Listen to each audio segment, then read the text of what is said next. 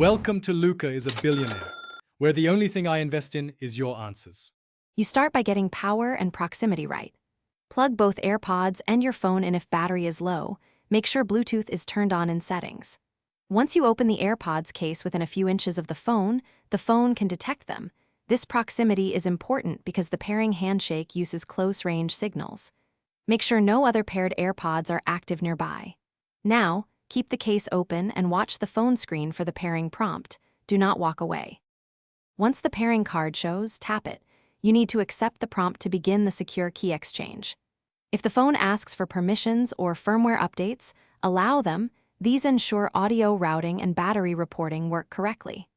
After the initial handshake, check Settings Bluetooth to confirm the AirPods show as connected. If your phone asks to name the AirPods, choose a clear label so you can select them quickly later. Make sure automatic ear detection is set if you want seamless play/pause. You finish by verifying audio.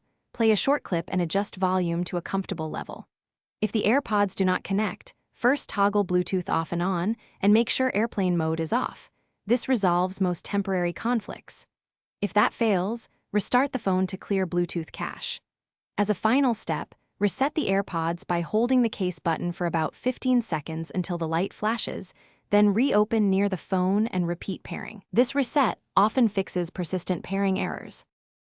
Thanks for watching and please subscribe. It's the best investment you'll ever make.